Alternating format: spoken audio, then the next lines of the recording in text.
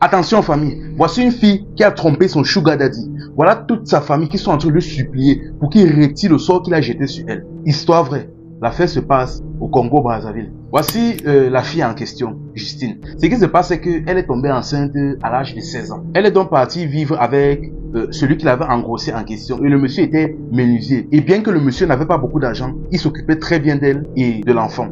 C'est ainsi qu'après quelques années, elle est entrée ce qu'elle a eu dans ses 18 ans. Bon, comme on dit souvent, c'est mieux souvent de marcher avec ta catégorie. Si tu es un homme marié, cherche à marcher avec les autres hommes mariés. Si tu es un célibataire, cherche à marcher avec les autres hommes célibataires et consorts. Mais bref, elle, malgré qu'elle avait l'enfant et qu'elle était fiancée au monsieur, elle continuait à traiter avec des filles du dehors, on va dire. Un jour, une de ses copines est venue lui voir, lui dit que là, son petit ami vient de lui acheter un iPhone. Elle était tout contente. Dès qu'elle a compris le mot iPhone, c'est comme si ça avait ouvert quelque chose dans sa tête. Elle est partie voir son mari. Elle a commencé à faire un scandale. Dit que, oh, c'est comment, oh, voilà mes copines, leur gars, leur paye les iPhones. Oh, toi, tu es là. Oh, oh. Elle a commencé à créer les problèmes. Le gars s'est marié comme s'il était dépassé. Mais bref, lui, il a simplifié le problème, il a laissé.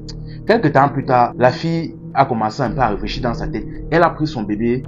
Elle est partie le déposer chez ses parents et elle est sortie, elle est allée en ville rouler sa bosse. Elle a commencé donc à faire dans la vente du piment. Pour ceux qui ne comprennent pas le terme vendre le piment, enfin bref, allez dans les commentaires, vous allez voir la réponse. Elle a commencé donc à rouler sa bosse, vendre son piment. Donc, jusqu'à un moment donné, elle est tombée sur un monsieur, un ancien artiste. Bon, le monsieur en question avait arrêté sa carrière. Il était dans les bars, lui, pour jouer au damier, ceci, cela. Mais il avait plusieurs propriétés qu'il avait mis en location, donc financièrement il était là. Elle est un peu partie, elle a séduit le monsieur, ils ont un peu bu, et après avoir bu, le monsieur est tombé. Là donc, ils sont partis à l'hôtel, ils ont fait leur chose. Le monsieur a prêté et a apprécié, et avant qu'il ne se laisse, il a remis $200 à la jeune fille et il lui a laissé son numéro. Quand elle est rentrée chez elle, elle voit un gros $200 comme ça, et en plus, en convertissant à la devise du pays, elle a vu ce que ça donnait. Non. Elle a donc commencé à mettre le feu sur le monsieur, sur son sugar daddy. Elle a commencé à faire des sorties dans des hôtels, des parcs. Donc ils se sont baladés jusqu'à un jour, il lui a même demandé qu'elle avait besoin d'un iPhone. Le monsieur n'a pas perdu de temps. Il lui a offert un iPhone 13. Elle s'est assise comme ça. À force de manger dans des grands restaurants, de dormir dans des grands hôtels, elle avait tellement consommé du luxe que quand elle est rentrée chez elle, s'asseoir comme ça, elle n'était plus à l'aise. Là maintenant, elle a ramassé rapidement ses affaires. Elle a créé un faux problème, dit à son mari que tu ne me fais rien pour moi, tu ne m'as pas fiancé. Le gars dit que mais c'est comment? Nous voici qui as-tu récolté de l'argent pour te fiancer, aller te doter, te marier et consort. Enfin bref, elle ne s'est pas cassé la tête, elle a pris ses bagages. Elle est partie chez ses parents avec son enfant pour pouvoir continuer dans sa bordellerie. Bref, une fois donc chez ses parents, elle était donc libre. Elle a continué donc ses sorties avec son sugar daddy. Et en même temps, elle continuait sa vente de piments. Un jour donc, en allant en ville, toujours dans ses activités habituelles, elle est tombée sur un jeune un peu comme elle. Le jeune un peu l'a dragué, il était beau, il était attrayant et il avait l'air d'avoir des moyens. Bon, elle a donc suivi le jeune en question, ils sont partis dans un restaurant. Mais une fois dans le restaurant, elle se rend compte que le sugar daddy, son sugar daddy en question était dans le même restaurant. Le gars se lève, il dit que mais qu'est-ce que tu fais ici? Elle dit que ah, fais ici comment? Il dit que non, je suis avec un dragueur là. Il dit que mais dragueur comment? Mais tu sors avec moi. Comment tu peux partir d'un restaurant avec un dragueur? La regarde comme ça, des nerfs méprisants, il dit que hey, pardon, nous ne sommes pas. Oh, oh, elle a commencé à le parler mal. Il dit que c'est comment, tu t'es bien regardé. Jusqu'à même le jeune qui était avec elle a commencé à ouvrir sa bouche. Il dit que mais c'est comment le vieux? Mais respectez-vous. Comment tu peux discuter la femme? Tu peux être mon père, mais comment tu peux discuter la femme avec moi? Oh, le monsieur a eu honte, il est sorti. Le sugar daddy a eu honte.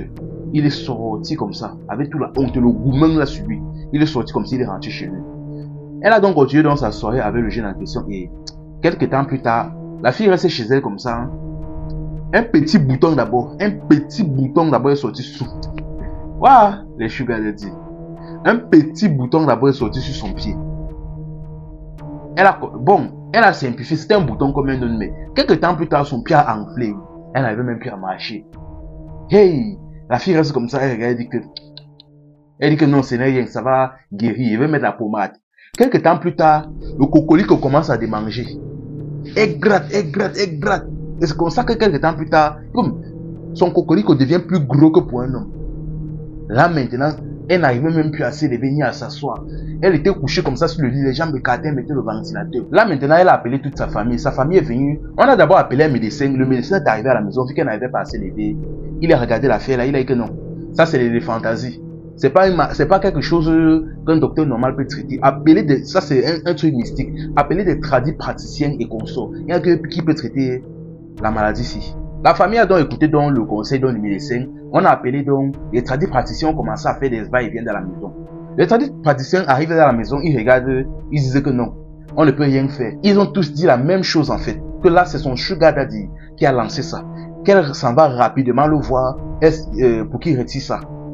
Il est rentré. Ils ont insisté à appeler d'autres tradis praticiens, c'était la même chose. À un moment donné, désespérés, ils ont même appelé des féticheurs, des marabouts. Ils sont venus faire les grimba, mais ils ont tous dit la même chose.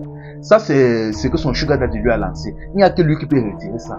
C'était chaud, même on l'a porté, on l'a mené à l'église. Le pasteur a essayé, ça l'a dépassé, il a laissé. Là maintenant, donc, ils ont appelé le sugar daddy. Le sugar daddy a dit que non. Qu'elle va seulement s'excuser sincèrement devant lui pour qu'il accepte de retirer ça. En ce moment, ils sont en train de le supplier, d'essayer de négocier pour qu'il retire ça. Ah, franchement, la famille, les filles d'aujourd'hui. C'est-à-dire qu'elle a laissé son menuisier, un gars responsable, bien qu'il n'avait pas beaucoup d'argent, un gars responsable, seulement pour la vie de luxe, à cause d'une histoire d'iPhone, pour la vie de luxe et consort. Elle est partie rouler sa bosse jusqu'à ramasser sa malchance. Voilà ça là-bas. Et encore, même si elle quittait même le menuisier, si elle était même fidèle même au sugar daddy, sa vie pouvait encore même prendre un certain tournant. Mais non, madame est partie faire ça. Madame est partie faire ses conneries. Voilà ça. Ah, les filles d'aujourd'hui. Et un conseil. Ça, c'est un conseil qu'on dit souvent chez nous ici au pays. Que les hommes mariés marchent entre hommes mariés et que les hommes célibataires marchent entre hommes célibataires. De peur que les hommes célibataires ne pas corrompre l'homme marié. Je pense que vous comprenez ce que je vais dire par là. Comme on dit souvent, il faut marcher avec sa classe, sa catégorie, il faut suivre les bonnes personnes. Ce n'est pas pour rien qu'on dit ça. En tout cas, sinon, elle est toujours en vie. Et souvent, c'est même que le sugar daddy est pitié qui dit ça.